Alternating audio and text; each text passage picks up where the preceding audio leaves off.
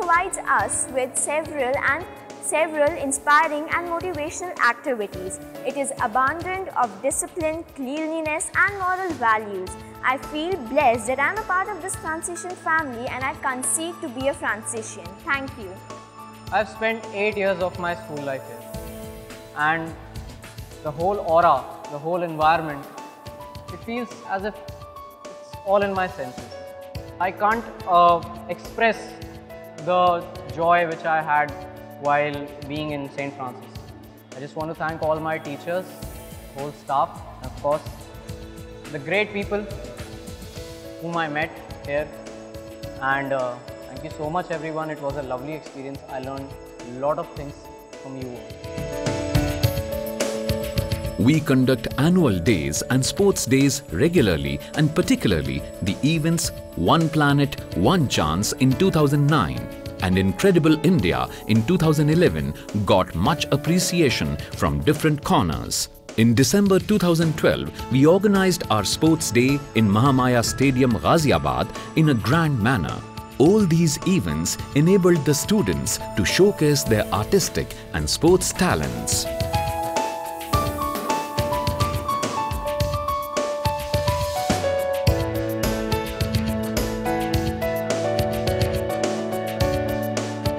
Apart from the regular academic and co-curricular activities, we undertake various social initiatives to make the students sensitive and responsive to the realities of life.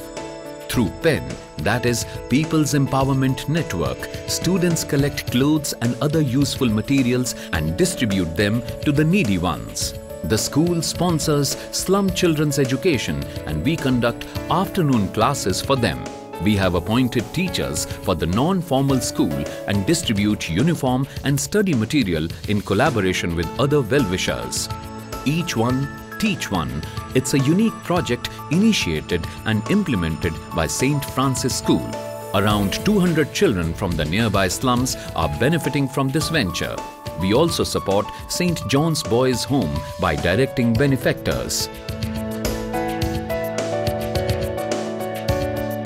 It's highly satisfying and encouraging to rewind through the reels of the past decade.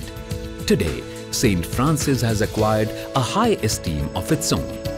We believe that our children are precious and they always deserve what's best. People flood here for getting their children admitted in the school. We cordially thank all those who have been instrumental with their hard work and dedication to carry out our mission and vision fruitfully. We are also very grateful to the teachers, parents, students, as well as all those well-wishers who support all our initiatives.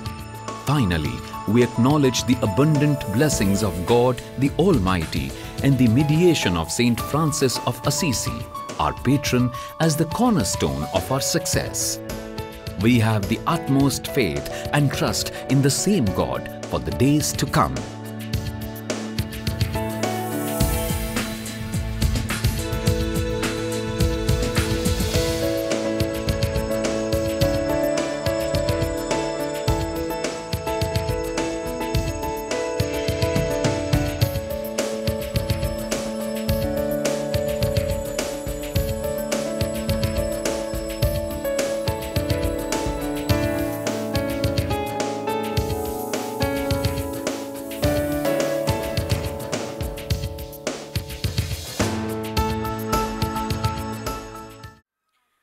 It is wonderful to see how much we have progressed in a decade.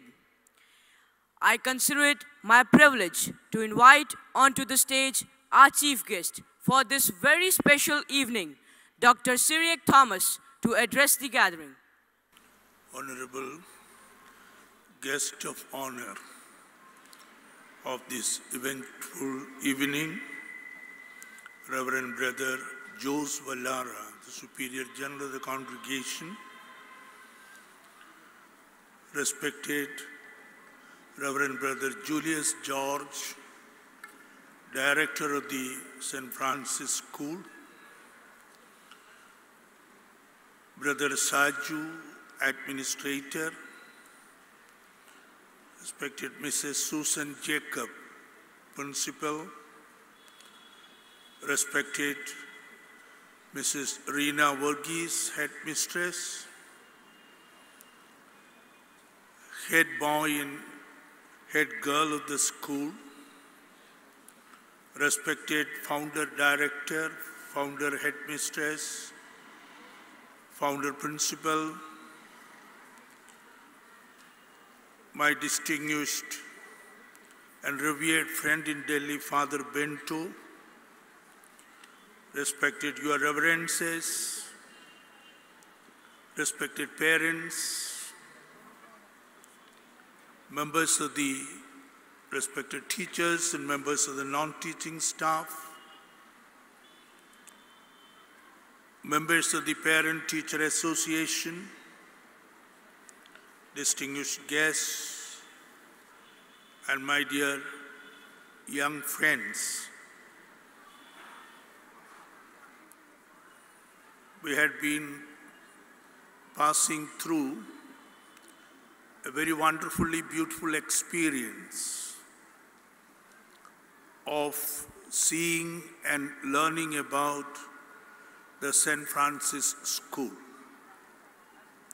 which has earned a name as one of the most reputed and premier institutions of learning in Delhi.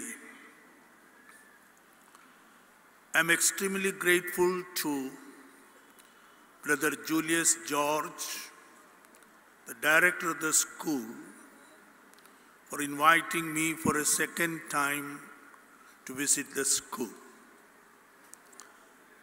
I remember 3 years before, I was extended the privilege of being here as the chief guest for the Independence Day celebrations.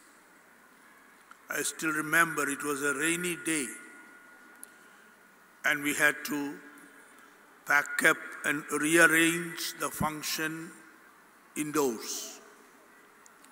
But still I remember the wonderful performance made by the students, their patriotic performances of the pieces of art, as also the messages they had effectively conveyed to their fellow students by touching certain themes of national integration. Today also I find that the students, through their art performances, have conveyed the strong message of national unity, religious fellowship, as also the principle of unity in diversity, which has kept the nation together all these centuries. Education is a preparation or a preface for one's performance. The performance in one's life decides his destiny. Education is equipping. It is arming as also training the students to perform the most effective way in their lives. Education is simultaneously shaping one's body as also sharpening one's intellect. We remember the celebrity Greek philosopher Aristotle long back suggested that the course content of education should consist civics and mathematics on the one hand and gymnastics and music on the other.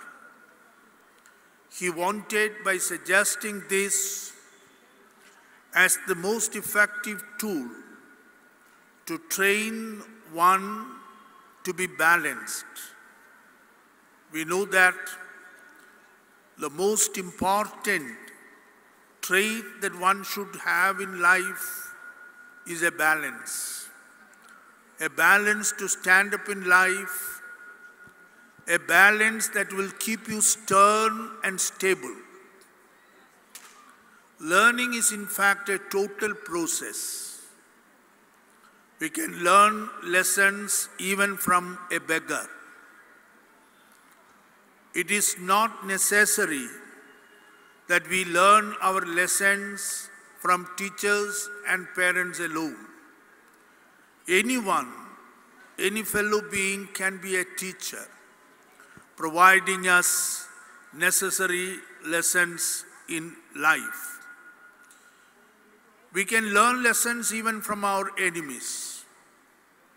That is why in the Old Testament we find the prayer, "O Lord, I thank thee for my enemies," because we know that it is our enemies who actually challenge and test us so that we can also learn what innate strength we all are having in us. When David was chosen to fight the mighty Goliath, so many of his well-wishers tried to persuade him not to fight with the mighty enemy, because David was to fight with a small piece of stone in his hand to defeat his mighty enemy. When his friends and well-wishers were trying to persuade him not to confront with the mighty enemy, pointing out to him that your enemy is so big, David is said to have told them, "Yes, my enemy is very big, so that I will not miss my target." This is what we have to understand in our life. In life, one should have a target, and we should not miss the target. You fix your target first, and then try hard to win your target, to succeed in what you aim at. We know that during our education, the boys and girls are really shaped by the books they read and the friends they have. That is why somebody has rightly pointed out once, show me the book that you read. I will tell you what type of a person you are. Tell me who are your friends. I can testify what is your character. It is really true that we are shaped by the books we read and the friends we have. Education should enable one to break the frontiers of selfishness. Education must make one to perform well, to be a performing person.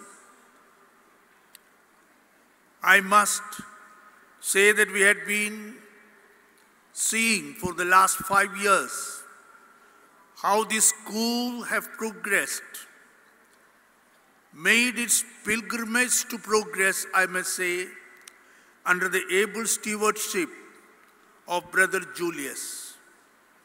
Julius, brother, has proved himself beyond doubt that he is a director material. And we know that only one who proves himself to be a material of that office or the post that one holds, then alone he can establish his credibility. We, in our contemporary times, find so many of examples, whether ideologically or politically we like them or not, facts always remain a fact.